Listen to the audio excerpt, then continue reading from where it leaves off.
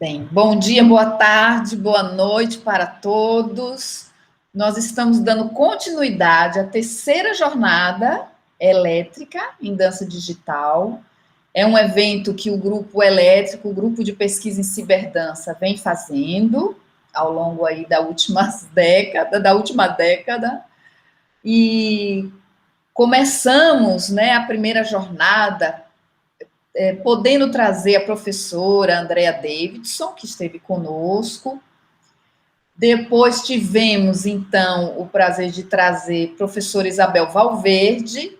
E na nossa terceira jornada, nós consideramos muito importante reverenciar, homenagear uma pioneira nesse campo que a gente estuda, que é o da dança digital, que é a doutora Lali Krotosinski.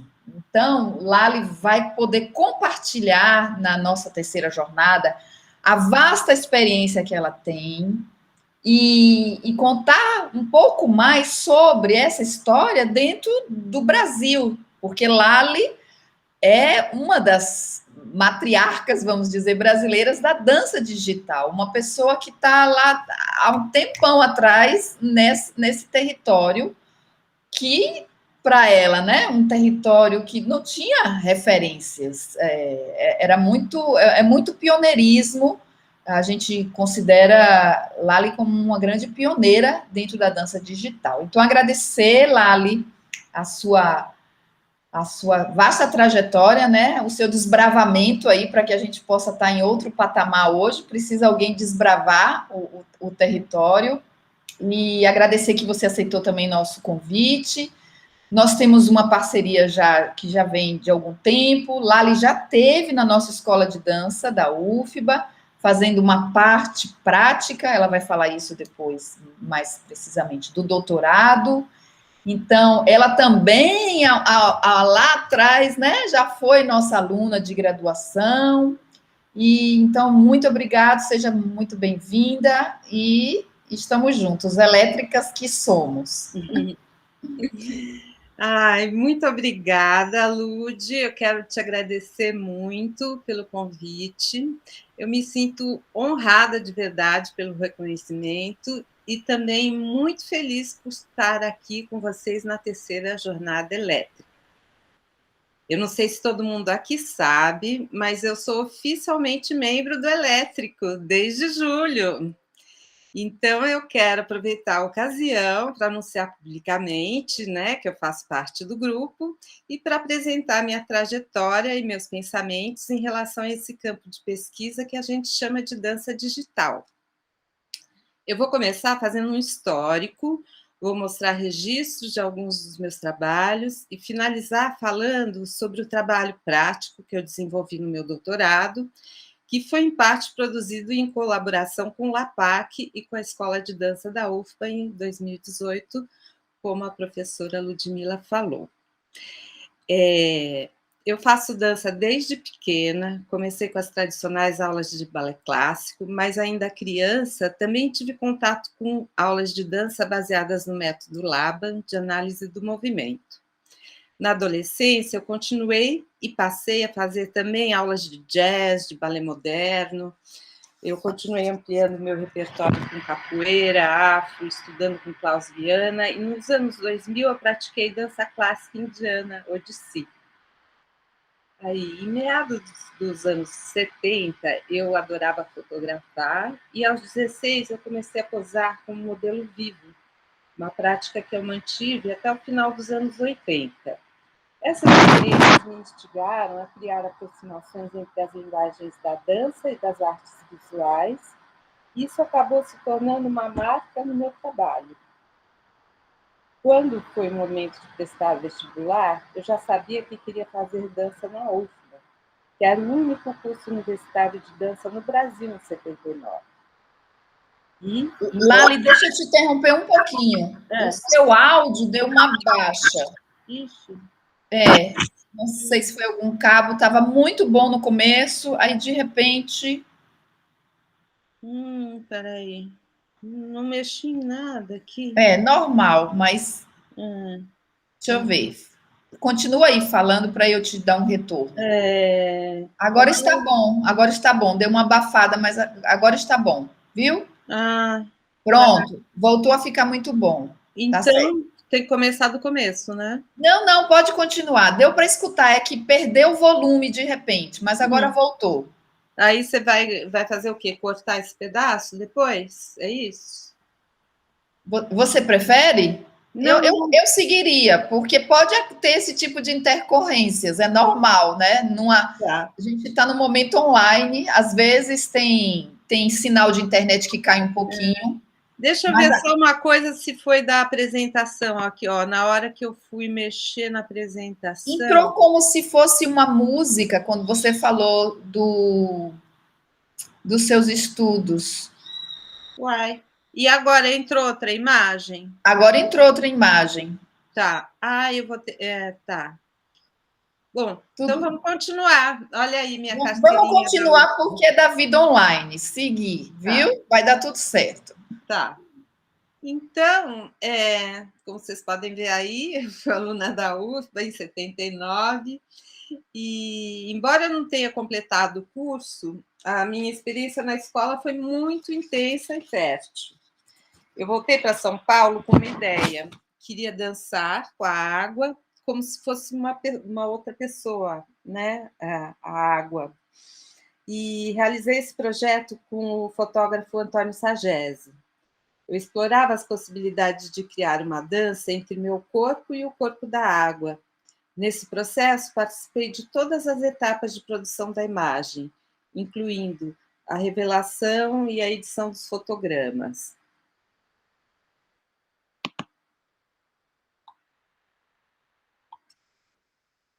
Olha, então aí algumas imagens. Belíssimas imagens, belíssimas. O ensaio gerou uma coleção de cartões postais que foram lançados em abril de 82 com uma exposição e uma performance site-specific, realizada no Riozinho da área de convivência do Sesc Pompeia. Foi mais ou menos nessa época que eu conheci a Ana Lívia Cordeiro e comecei a frequentar suas aulas. Acabei me tornando professora da sua escola de dança para crianças e fizemos alguns projetos juntas. Em 85, eu fui convidada pelo ator e professor baiano Sérgio Coelho Farias a participar do processo de criação de Magritte, o Espelho Vivo, um espetáculo performático multimídia dirigido por Renato Cohen. Esse espetáculo causou bastante impacto na época, porque era um espetáculo itinerante, que o público acompanhava os performers por espaços cênicos inspirados pelo universo do pintor surrealista René Magritte. Nesses espaços, os performers contracenavam com projeções de slides e atuavam em instalações cênicas com monitores de vídeo e holografia. Senti muita afinidade com o modo de trabalhar do Renato. Apresentamos Espelho Vivo em 86 e 87, incluindo uma temporada no Teatro Castro Alves, em Salvador. Além de performer, me envolvi também na produção desse espetáculo, entre outros, numa parceria com o Renato, que seguiu por mais de uma década. Ele atuou no meio artístico e no meio acadêmico. Foi através dele que tomei contato com a possibilidade de articular reflexão teórica com fazer artístico, o que mais tarde me motivou a voltar para a universidade. Nessa mesma época, tive a oportunidade de participar das experiências artísticas envolvendo tecnologias do Slow Scan TV, um dispositivo de transmissão de imagens por linha telefônica que foi utilizado pela NASA para enviar imagens da Lua para a Terra. Um grupo de artistas pesquisadores do Center for Advanced Visual Studies, o CAVS, do MIT, do Massachusetts Institute of Technology, nos Estados Unidos, se apropriaram dessa tecnologia para transmitir arte pelo céu em uma série de eventos internacionais chamados de Sky Art Conference. Em 86, uma edição do Sky Art Conference reuniu artistas do Brasil, Estados Unidos e Canadá. No Brasil, aconteceu na época USP, nas instalações do Museu de Arte Contemporânea da USP, ainda em construção. O evento foi coordenado por Joe Davis, artista pesquisador do CAVES, e artistas, professores e alunos da ECA. Em cada um dos locais ligados pelo evento, havia um painel de monitores de TV exibindo as obras enviadas e as recebidas. Fui convidada pelo artista Mário Ramiro para participar como performer de sua obra Altamira. A transmissão pelo Slowscan funcionava da seguinte maneira: o dispositivo transforma os sinais imagéticos captados por uma câmera de vídeo em sinais sonoros que viajam pelo espaço por uma linha telefônica.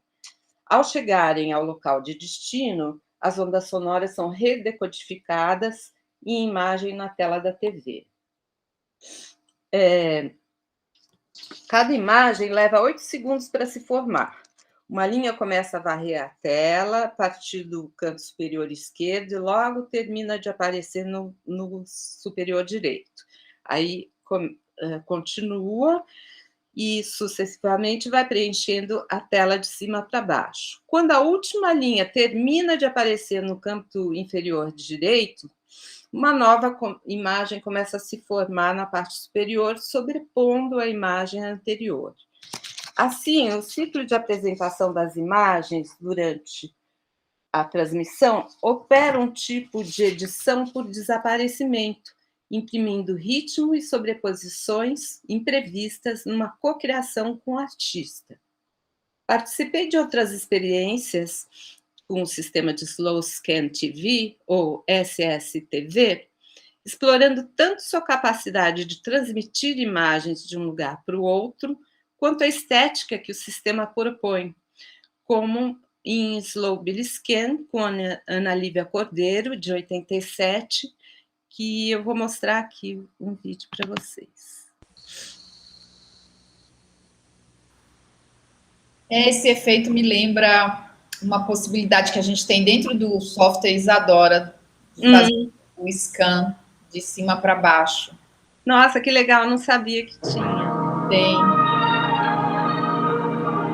O áudio tá ótimo, tá bem o áudio, e a gente consegue ver o efeito do slow scan. Um dos atores do Isadora é justamente o Scan. Sim, que legal. Mas vocês fizeram isso na década de 80.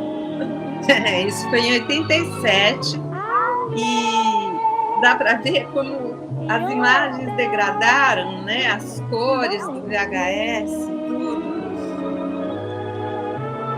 É uma tecnologia vintage mesmo, né? Que bom que você conseguiu recuperar o registro.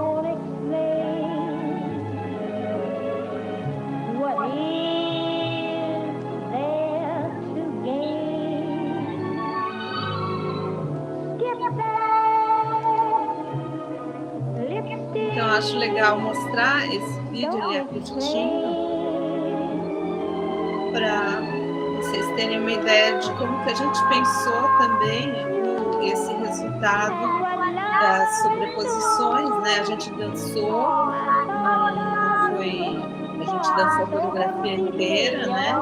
Comparamos para a câmera e de 8 em 8 segundos o próprio sistema fazia a sua intervenção.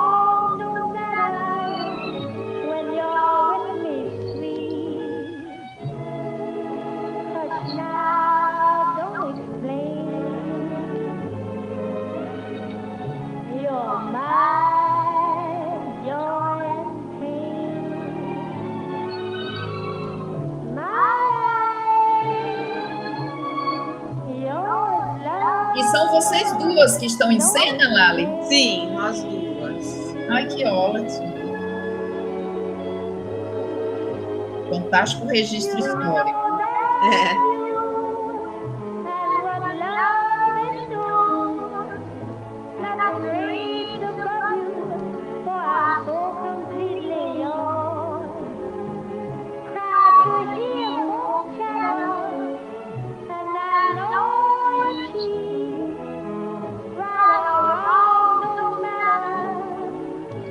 figurino também é bárbaro, né?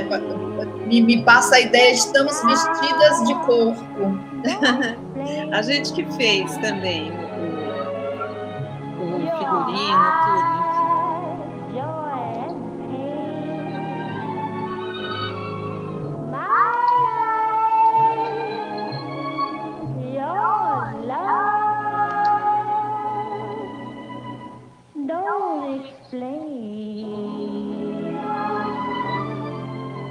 Essa obra nos serviria, né? No caso de uma curadoria sobre dança digital, é uma obra que teria que estar numa curadoria específica, porque ela é um registro muito importante histórico.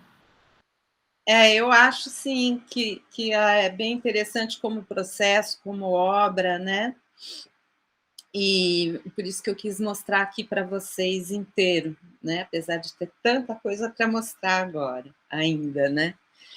Bom, foi a partir dessas experiências com os Losken que a minha dança começou a se tornar digital, né?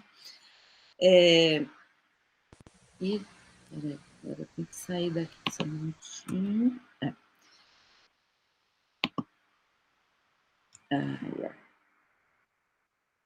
Em 99, o Renato me fez uma provocação, pensar em um projeto de dança para a internet para propor para uma curadoria da exposição de arte eletrônica Outros Corpos, Other Bodies, que aconteceria durante o segundo seminário avançado de semiótica na PUC.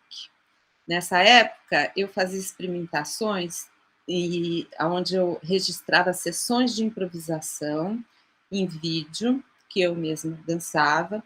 Eu assistia os registros com o dedo no pause, procurando imagens que me chamassem a atenção por algum motivo. A ideia era de que um momento estático, retirado do fluxo do movimento original, se tornasse uma semente para a criação de uma nova composição em movimento. Na animação, o movimento é um efeito ilusório que se cria conforme a velocidade de apresentação de imagens individuais em sequência. O formato GIF me permitiu testar diferentes velocidades e sequenciamento de frames extraídos do vídeo, gerando pequenas coreografias animadas, como essa aqui, que é dessa época.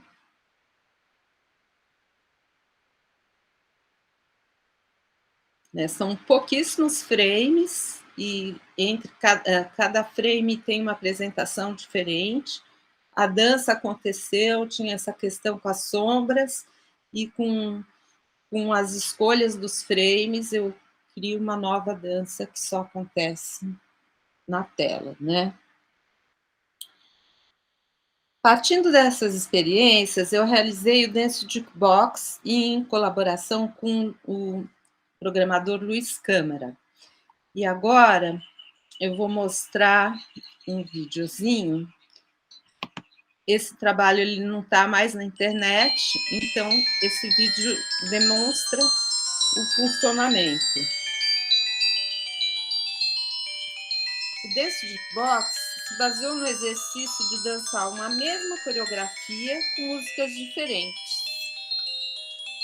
Quem já fez esse exercício sabe como ele pode revelar aspectos da coreografia que não seriam perceptíveis de outra forma.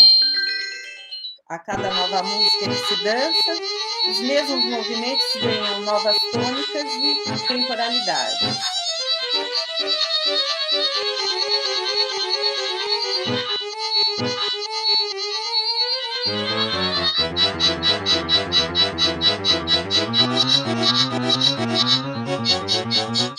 Então, aqui são os botões das músicas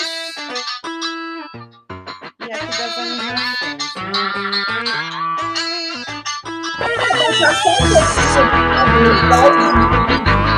Não, a gente não te escuta. Oi?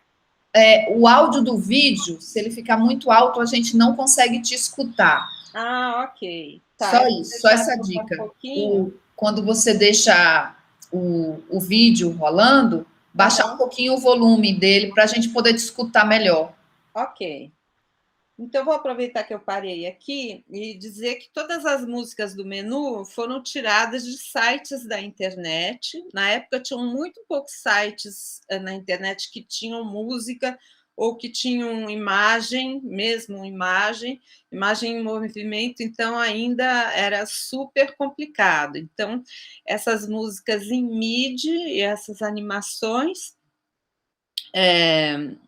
as músicas todas que estão aqui foram tiradas de sites da internet, são super diferentes entre si, justamente para a gente ver a combinação com as animações, como que a animação parece tropeçar por um instante, um momento de estranhamento, quando muda a música, e depois ela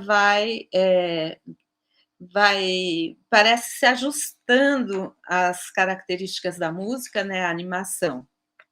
Então, vou mostrar mais um pouquinho.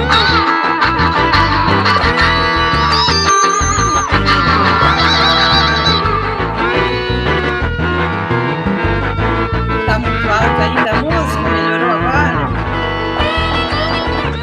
Fica bem alto. Agora melhorou. Tá. Você comentou comigo que essa plataforma não existe mais. Não. Inclusive, ele foi construído em outro sistema operacional, né? Que não é mais possível rodar o Dance Jukebox. Só um minutinho. Tá. Na verdade, não, ele só saiu do ar, ele estava num outro site, enfim, as coisas vão se mudando e saindo, né, da internet, e esse trabalho, ele acho que funcionaria, né? Eu até gostaria de remontar, refazer ele agora, seria interessante, né? De 99 para agora. Mas outros trabalhos também, na verdade, nenhum dos meus trabalhos estão funcionando mais, porque o Body Weave, por exemplo, foi feito com Flash, e agora o Flash não está funcionando mais nos sistemas operacionais. Talvez seja isso que você esteja lembrando. É que a gente conversou em algum momento sobre isso, entendi. Uhum. Mas seriam possíveis, então, de serem reconstituídos? Por exemplo, esse trabalho, você acha que seria possível reconstituí-lo? Sim, com certeza, né? Claro que a gente tem muitos outros recursos agora e a gente pode, algumas coisas pode emular, outras coisas a gente pode também criar de outro jeito, né? Eu só vou mostrar, então, aqui o finalzinho desse trabalho, para depois a gente, continuar. Que eu queria que vocês percebessem mesmo essa questão da mudança da música numa mesma animação, né? Que essa é a interação desejada nesse trabalho.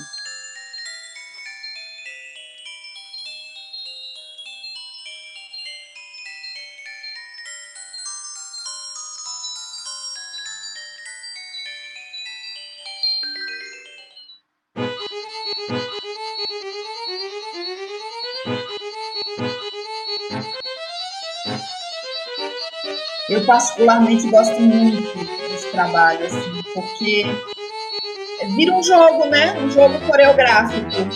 Sim, exatamente. Um foco todo de música e sequência.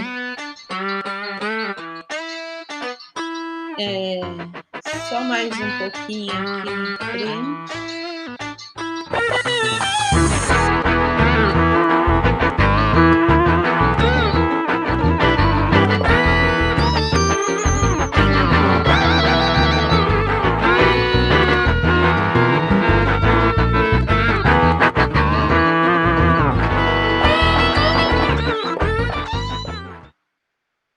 Muito bom poder ver. Vou pôr mais para frente um pouquinho.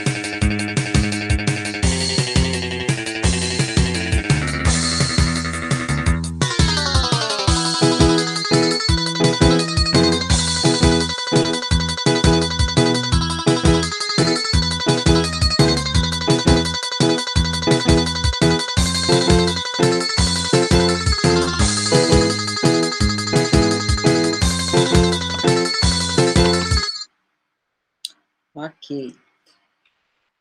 Também em 99, eu ingressei no curso Comunicações e Artes do Corpo, da PUC São Paulo, e passei a integrar a Cooperativa Paulista de Bailarinos Coreógrafos, que reunia artistas da cena paulista, independente de São Paulo, cena independente paulista, né? Na sua maioria, artistas que vinham de uma trajetória solo, à procura de um ambiente de trocas e viabilização de projetos. Em 2000,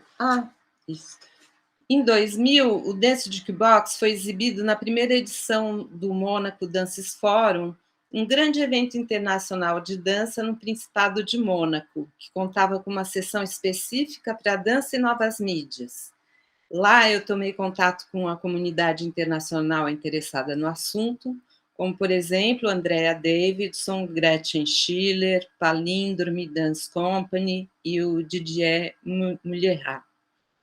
Em 2001, eu mostrei o Dance Jukebox no segundo encontro internacional de arte e tecnologia na cultura contemporânea, na UNB, né, em Brasília. Lá eu conheci o Johannes Bihinger, que me convidou para participar de um evento de trocas e reflexões sobre dança digital, o Think Tank New Performance Tools, Technologies, Interactive Systems, novas ferramentas da performance, tecnologias e sistemas interativos. O evento foi organizado por ele, por Scott de la Junta, na Ohio State University. A experiência foi muito estimulante, foi uma oportunidade de aprofundar a minha visão sobre o universo da dança digital, junto com artistas dos Estados Unidos e Europa, como, por exemplo, Mark Conilho, que foi o criador do software Isadora, né? No ambiente da cooperativa de bailarinos coreógrafos, comecei a formular o projeto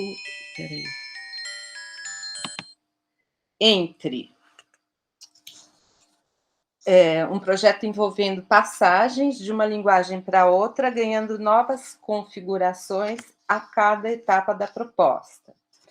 Na primeira etapa, foi uma coreografia que eu dividia o palco com projeções de vídeo, nas quais eu apareço dançando, de forma que o público assistia uma dança composta do encontro entre a presença e o registro. Eu vou mostrar aqui um trechinho desse vídeo, de um vídeo da época,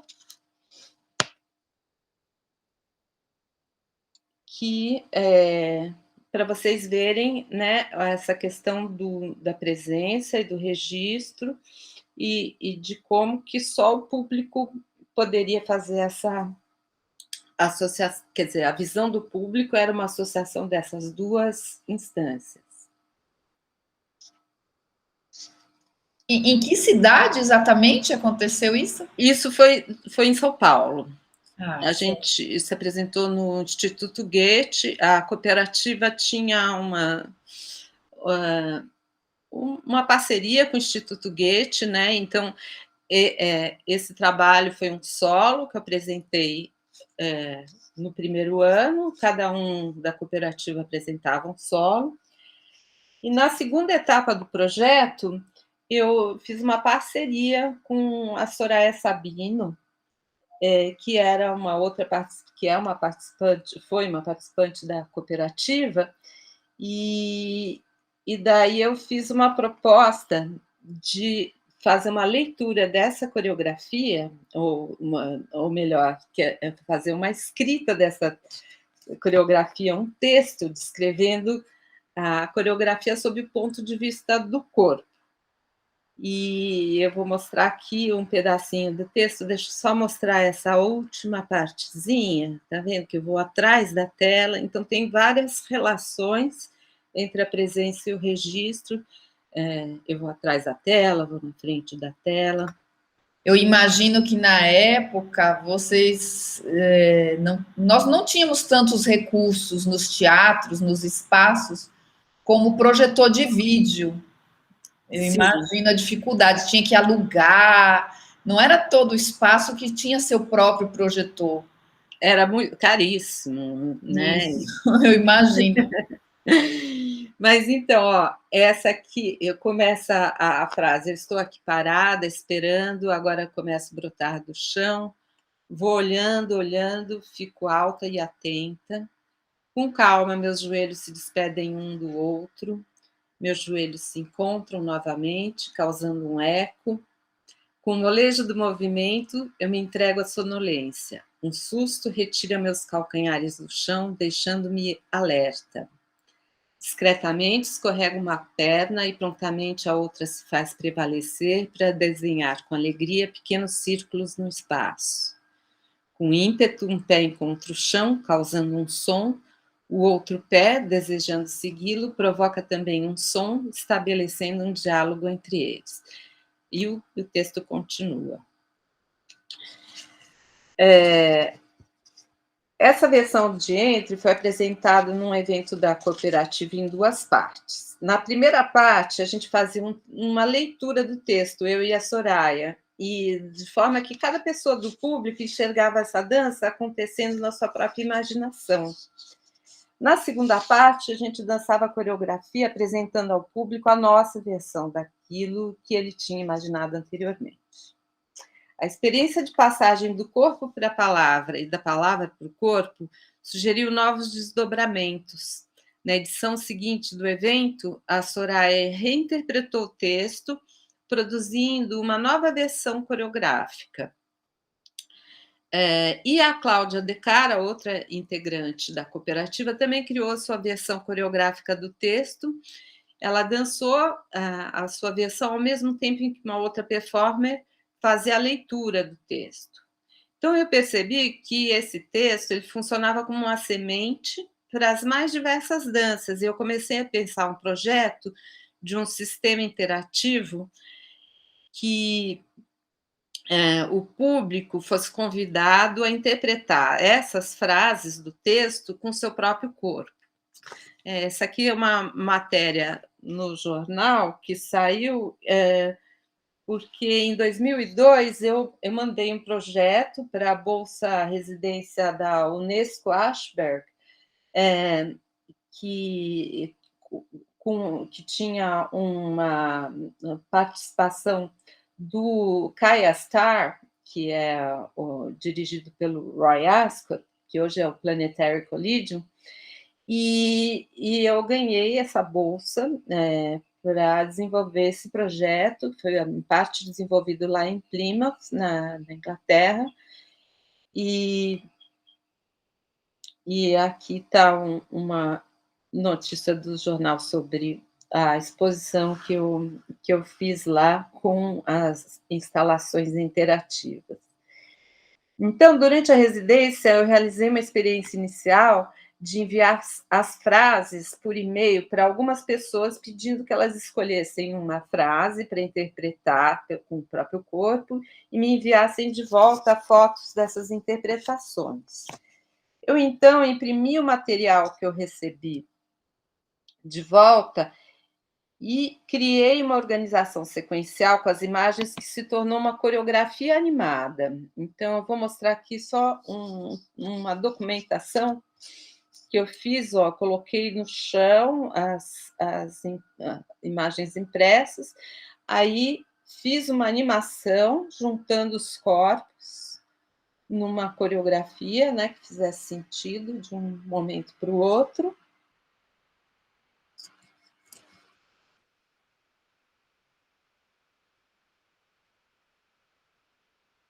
O Birringa.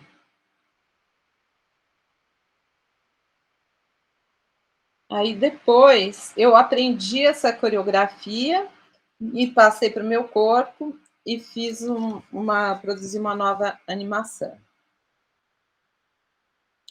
Essa foi uma experiência preliminar das operações que depois foram automatizadas na interface que eu desenvolvi ao longo da residência e que eu continuei desenvolvendo depois que eu vim para o Brasil.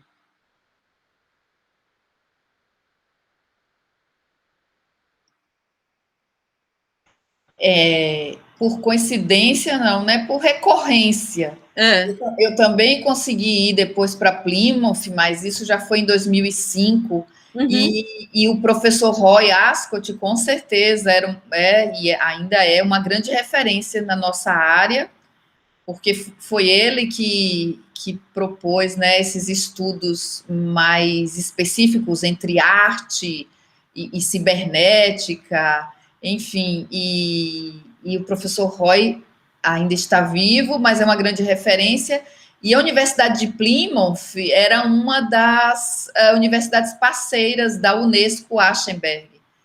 E engraçado que eu fiquei conhecendo das suas realizações através de uma conversa que eu fiz com a Lenara, que também tinha estado lá como artista residente. Então, Plymouth tem esse vínculo, né, conosco, brasileiras e artistas da arte digital. Muito bom. Isso mesmo, o Lucas Bambosi também fez o doutorado dele lá, enfim, teve muita gente interessante que passou por lá. Bom, ele é do vídeo, né?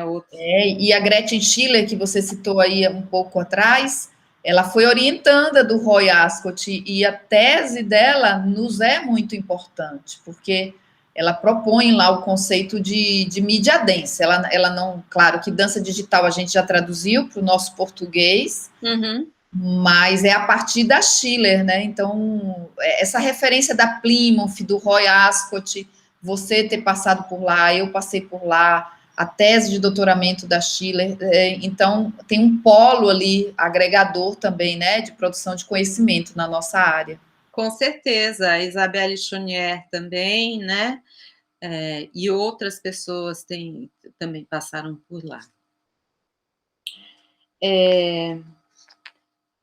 Então, a última versão de Entre, vou mostrar aqui um videozinho para vocês verem as operações que eram possíveis de fazer nessa instalação, que daí foi de 2003, na inauguração do SESC Pinheiros. Peraí. Aqui. Eu vou mostrar esse trechinho.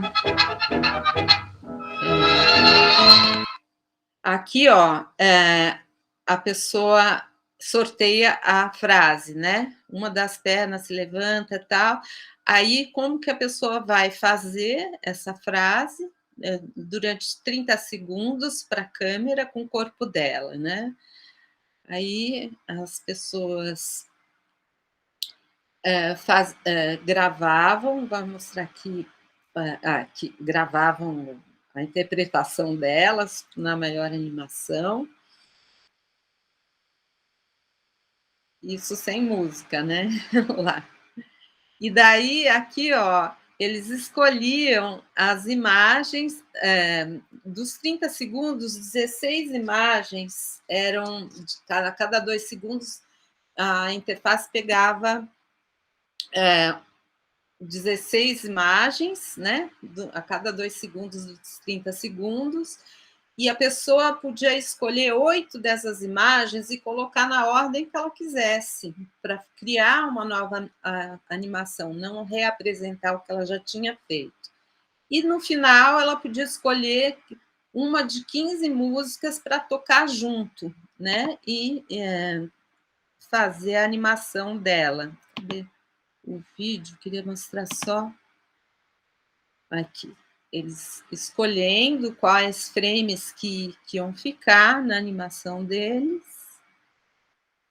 Aí, aqui as 15 músicas, eles viam e daí dava para ver a animação. Esse trabalho, eu não queria que fosse feito em Flash, mas, no fim, os técnicos, os programadores que trabalharam comigo não conseguiram fazer de outra forma, e esse trabalho ele não funciona mais. Ele, enfim, não está mais... Eu já ia te perguntar isso, se você sempre teve um apoio técnico nessa parte de programação, como é essa dificuldade que a gente tem mesmo precisar de uma equipe, né? Você é coreógrafa, é intérprete, e além disso, a gente tem que dar conta dessa parte de programação, a concepção do projeto é sua, mas a gente sabe que a gente precisa de um apoio, aos poucos é que a gente vai conhecendo novas ferramentas. Como é que foi isso nesse projeto específico? Você tinha uma equipe? Então, esse projeto, eu ganhei o prêmio Sérgio Mota não, o Entre não foi. O Entre foi essa residência, então, em parte, eu desenvolvi lá em Plymouth, e lá eu usava o Director, não sei se você lembra desse software. Lembro, De lembro, animação. antigo. É. Então, aí, quando vim para o Brasil, passou para o... Interessante, que eu comecei com GIFs animados, eu sozinha fazendo. Isso eu dava conta de fazer. O Director também. Quando foi para o Flash, já com outras coisas que eu queria fazer, aí eu precisei de técnicos e pessoas que me ajudassem.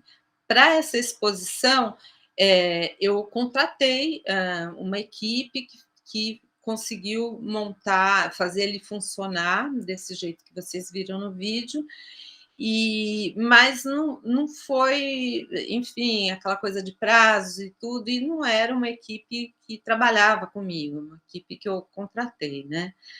Aí, com o Body Weave, eu comecei o Body Weave quando eu ainda estava na graduação, e eu... Ai, peraí, só uma coisa. Isso.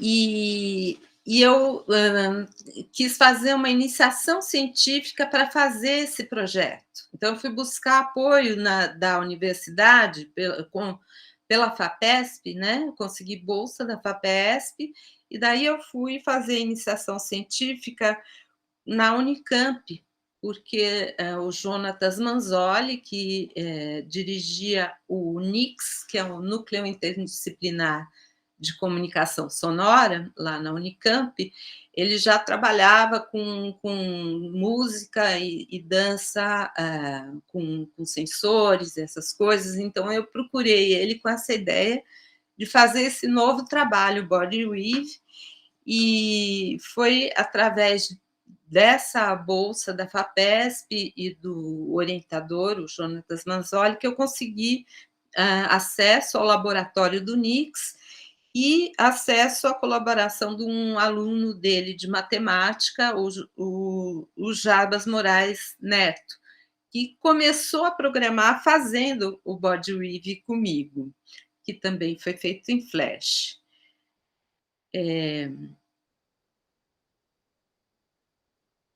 O nome Body Weave une as palavras body, né, corpo, e weave, de tecer. Então, tecer corpos.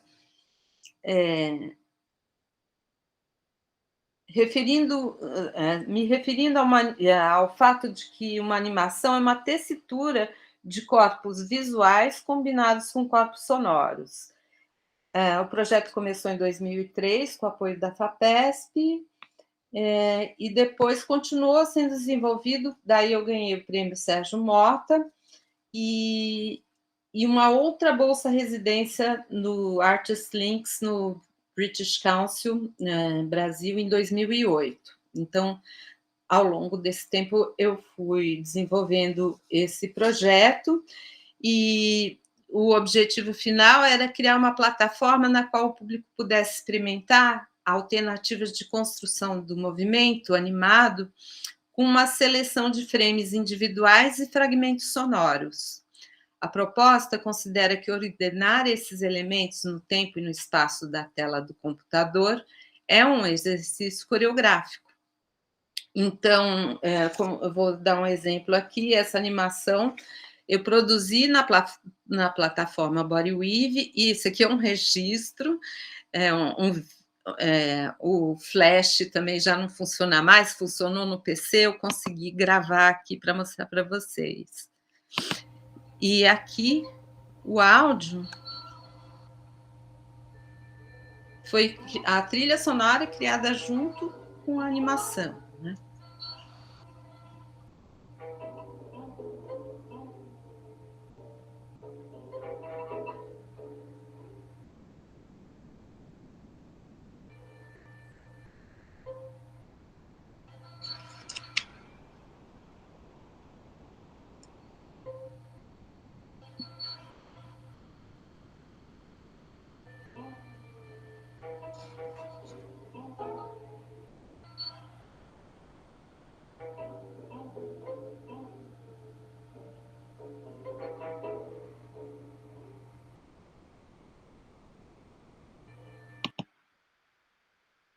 Então, a última versão do Bodyweave foi lançada como um site no qual o interator podia selecionar imagens e sonoridades para compor simultaneamente uma animação e sua própria trilha sonora.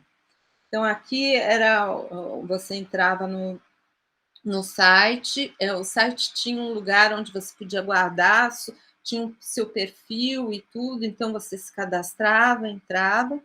E aqui eu vou mostrar para vocês só como fazia o Bodyweave dentro do site.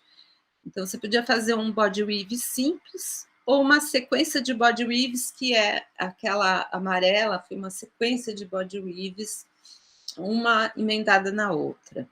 Aí você poderia carregar imagens, que tinha aqui um banco de dados de imagens das pessoas, mas você podia carregar suas próprias imagens para criar suas animações. Aqui depois tinha um menu de sons que que era já do programa, que você podia usar. Então, primeiro você escolhia as imagens para ir arrastando e colocando nesse campo, né? Podia escolher desde 1 até 36 imagens, e depois você ia aqui escolher os sons, e passando o cursor por cima do som, você ouvia o som e podia escolher quantos você quisesse, desde 1 também até 36. E aqui eu pus uns sonzinhos só para vocês terem uma ideia de como que eram os pedacinhos dos sons.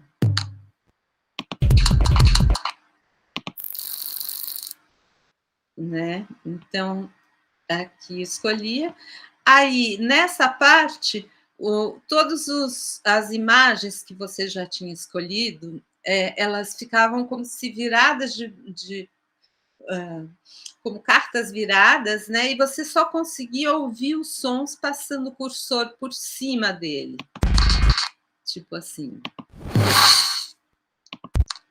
Então, eu tirava a informação visual para você escolher uma ordem de colocar esses elementos pelo som. Então, ia completando esse campo aqui até a animação aparecer. Quando terminasse de completar os campos, a animação aparecia em loop, você podia pôr em tela cheia, ou você podia trabalhar com esses mesmos elementos de volta, enfim. A interface era bem complexa, tinha várias potências, e eu usei essa interface para fazer workshops e cursos que eu fiz em vários lugares, na Casa Hoffman, em Curitiba, em São Paulo, em vários lugares, inclusive um curso que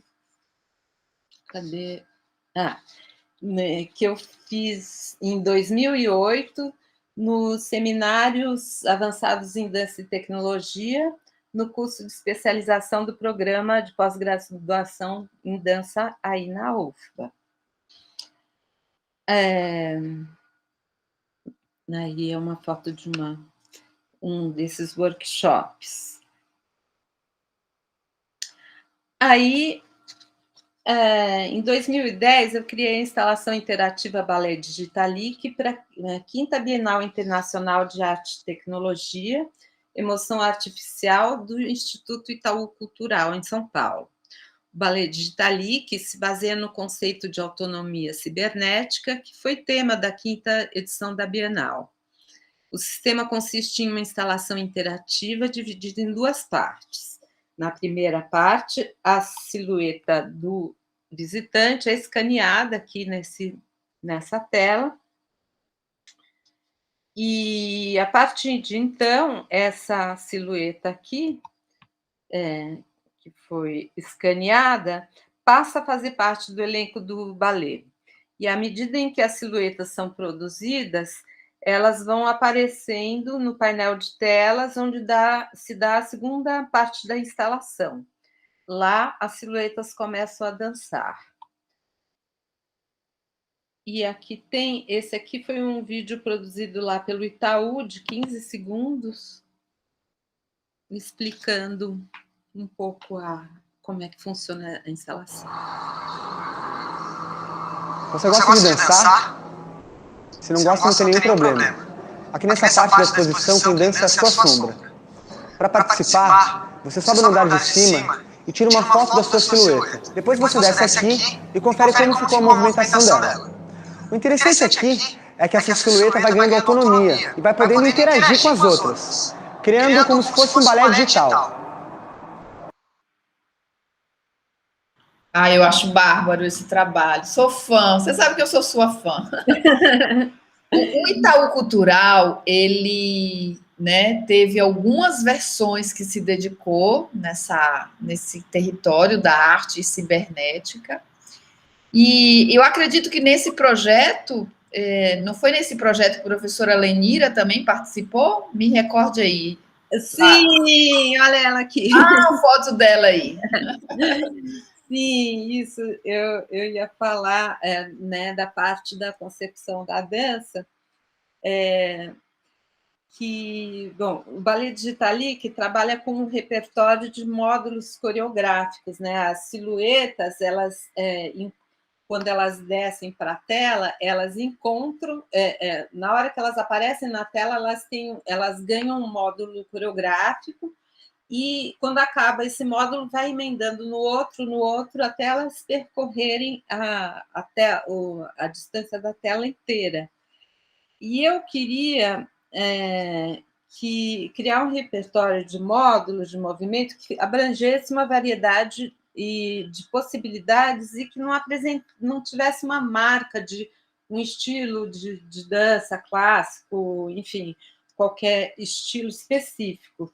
Então, eu criei uma matriz baseada nas 8 ações de esforço do sistema Laban de análise do movimento e convidei a bailarina e professora Lenira Rengel para criar os módulos de movimento junto comigo, partindo dessa matriz. Aí os módulos foram digitalizados por meio da tecnologia de motion capture. Isso foi num estúdio lá em Curitiba que a gente conseguiu fazer, e além do motion capture, o sistema do Ballet Digitalic empregou tecnologias de visão computacional para captar as silhuetas do público, e o programa de código aberto Blender, que conta com um game engine, ou um sistema de animação em tempo real em 3D, que é utilizado por jogos. Então, as animações são realizadas em tempo real mesmo. Você não tem como prever como que vai ser a dança de cada silhueta, como que elas vão interagir e tudo mais. Aí, em 2010, eu comecei uma jornada acadêmica no campo expandido que o meu trabalho toca. Eu fiz mestrado em meios e processos audiovisuais e doutorado em artes visuais, ambos com a bolsa FAPESP na ECA USP. A dissertação de mestrado, Coreografias Emergentes em 2D, o que há entre a fluidez sonora e a intermitência da imagem, descreve processos nos quais a construção coreográfica passa da tridimensionalidade do corpo no espaço físico para o espaço bidimensional da tela. O panorama apresentado aborda esse recorte por meio de exemplos, abrangendo montagem cinematográfica, animação, filme de dança, videodança e trabalhos audiovisuais interativos de composição em movimento. Partindo dessa contextualização, a dissertação se voltou para analisar o denominador comum na minha própria produção, o encontro entre imagem e som no processo de composição coreográfica no ambiente bidimensional da tela. A atenção da pesquisa se dirigiu para os produtos gerados a partir das interações com as obras, que eu chamei de coreografias emergentes em 2D. No doutorado, o foco da pesquisa se voltou para o processo, ou seja, a metodologia que eu empreguei na criação das obras estudadas. O método ganhou o nome de Cut, Up and Play, e foi utilizado para criar a obra inédita Autograph, como contraparte prática da tese. Autograph se inspira na ideia de que cada pessoa tem um jeito próprio de se movimentar, um padrão motor único, exclusivo.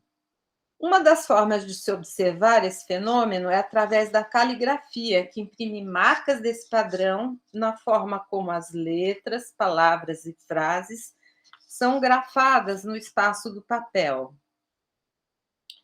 Então, tem até essa imagem aqui, mostra essa ligação super direta do olho, da mão, né, do sistema motor na hora de escrever, e cada pessoa realmente tem um estilo próprio de escrita. Porque a escrita se faz corpo, né? Muito interessante isso. E corpo se faz escrita. Muito, muito bom. Exatamente. Então,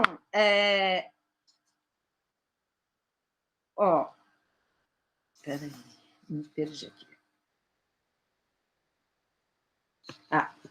Então, com isso em mente, né, essas diferenças, a questão de que nesse movimento minúsculo existe uma expressão que tem a ver com a expressão do corpo inteiro da pessoa, eu pensei nessa pergunta: como os padrões de movimento da mão ao escrever poderiam ser vistos como uma dança? E pela suposição de que amostras manuscritas de diferentes autores poderiam produzir, então, diferentes danças, né? E o fato de eu ter trabalhado com um sistema de motion capture em Ballet Digitalic me deu uma ideia de como eu podia transformar a escrita em dança. Eu pensei em criar um banco de dados, de novo, de módulos de movimento, com diferentes formas de escrever uma mesma letra. Mas, ao invés do movimento de escrever letras ser realizado por uma mão, esse mesmo movimento seria realizado pelo corpo inteiro. Então, o banco de dados de Autograph contaria com um repertório de variações de escrita de cada letra, interpretado por bailarinos diferentes.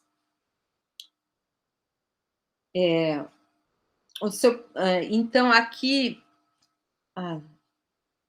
eu vou mostrar o Tiago, que é um aluno aí da UFBA. Ele está fazendo a letra I no estúdio de motion capture. Tá vendo? E isso aqui, devia ter colocado ao contrário esses dois videozinhos, mas enfim, dá para ver que o que ele faz aqui foi digitalizado aqui. Isso. O funcionamento do Autograph foi pensado da seguinte forma: uma pessoa escreve uma frase em uma mesa digitalizadora. O sistema analisa os parâmetros da velocidade, espaço e tamanho da grafia de cada letra escrita e vai procurar no banco de dados de letras dançadas aquelas que mais se aproximam dos parâmetros levantados. As letras dançadas, correspondentes às letras escritas, são selecionadas e apresentadas na tela, gerando uma dança que revela as mesmas características da caligrafia dessa pessoa. E aqui eu vou mostrar vídeos. Então, eu consegui fazer o dispositivo, um piloto, né?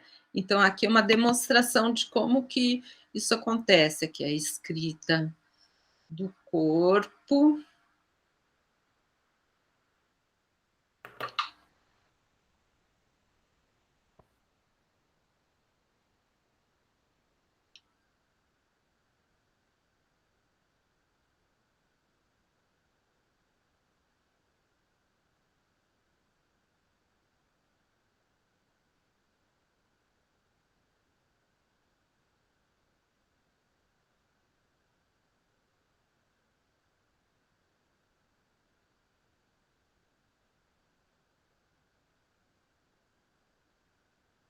Tem outro exemplo aqui.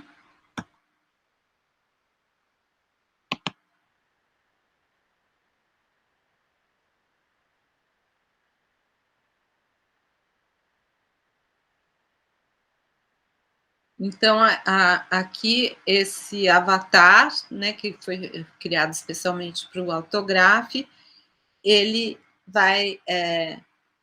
cada letra dançada vai indo para ele e emendando na palavra que vira dança.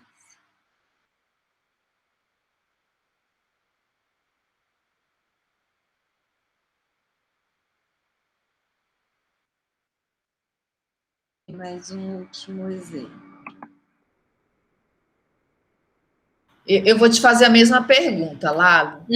Você contou com a equipe técnica para desenvolver essa plataforma? Sim, eu vou contar agora. Eu queria mostrar primeiro, mas a primeira fase, eu realizei esse projeto em 2 fases. A primeira foi realizada graças à parceria acadêmica que eu estabeleci com o programa de pós-graduação em dança da Universidade da Bahia, através das professoras Ludmila Pimentel, Mirella Nisi e Lenira Rengel. A proposta da parceria consistiu na realização de um laboratório de criação das letras dançadas com alunos da escola de dança e na captação dos módulos de movimento criados no próprio sistema de motion capture pertencente ao programa. A segunda fase foi realizada com a colaboração dos programadores que participaram do desenvolvimento do Ballet Digitalic. Então, eu montei essa equipe com esses 2 programadores, o João Bueno e o Ângelo Benetti, e eles colaboraram comigo no desenvolvimento desse software. Aí, depois, se vocês quiserem ver mais, aqui nesse site, eu fiz um site sobre o Autograph, e aqui, fala sobre o aplicativo, e tem vídeos também aqui do laboratório da Bahia. Sim, é um registro importante de que parte da sua tese, né, de doutorado tenha sido aqui desenvolvida no mocap da UFBA, da Escola de Dança da UFBA. Sim, sem essa parceria não teria sido possível mesmo fazer esse trabalho. Realmente foi uma coisa fundamental. E agora eu vou fazer uma conclusão. Eu quero compartilhar com vocês a minha visão sobre a importância dos estudos e as práticas na área da dança digital. A ciência contemporânea finalmente abraça a condição corpórea da existência humana no mundo, concebendo que a cognição se faz no corpo e pelo corpo, em interface com o outro e com o ambiente em que se inserem. No pensamento do professor Edwin Hutchins, ex-chefe do Departamento de Ciências Cognitivas da Universidade da Califórnia, a cognição é incorporada, situada e distribuída. Embodied, situated and distributed. Ele é um dos principais propositores da ideia de ecologia cognitiva para compreender os processos de aquisição e compartilhamento de conhecimento como um sistema complexo, interconectado de relações entre corpos e ambiente. Vivemos num mundo onde a relação entre os humanos e máquinas só tende a aumentar. E, com isso, as atividades humanas estão cada vez mais infiltradas por processos automatizados concebidos por engenheiros para grandes corporações. Ao aplicar o seu conhecimento corpóreo em sistemas interativos audiovisuais, o artista da dança digital introduz lógicas alternativas ao ecossistema sociocultural em que vive, criando diversidade e, consequentemente, complexidade. A dança digital opera com um pé no chão e o outro no ciberespaço, reivindicando a natureza coreográfica do algoritmo na fertilização do imaginário cinético coletivo. Amei essa frase. Muito obrigada. Deixa eu voltar o vídeo aqui. Ai, muito bom essa frase, né? Porque nós aqui na Bahia, né, ao longo da nossa história também do elétrico, muitas vezes nós sofremos preconceito mesmo. Ai, dança digital, dança com computador, você vai deixar de dançar e ainda vai dançar, Ludmila, no teatro, não sei o quê. Então, assim, quando você fala, olha, tem um pé no chão, né? Inclusive, nós continuamos performando. Você, eu, o elétrico e Mirella, inclusive, e outro pé no ciberespaço, com certeza. Porque a cada momento vem uma nova possibilidade de aplicativo. Essa vida online se fez basicamente como uma vida digital, mesmo quem tinha aversão, computadores não, pessoal de dança que tinha aversão à tecnologia digital. Teve que se configurar no digital. Nós tivemos aqui um edital da Lei Aldir Blanc em todo o Brasil, onde pessoas, coreógrafos, festivais que não tinham contato com esse território da videodança ou das tecnologias digitais tiveram que se paramentar, se instrumentalizar para poder veicular na internet seus objetos artísticos. Então, acho muito bom, porque fica parecendo que nós nos tornamos digitais e que a gente desapegou do corpo matéria. E não, nós somos muito corpo, o corpo está com um pé no chão e o outro no ciberespaço. Tá muito bom, dá uma camiseta assim do elétrico. Ótimo.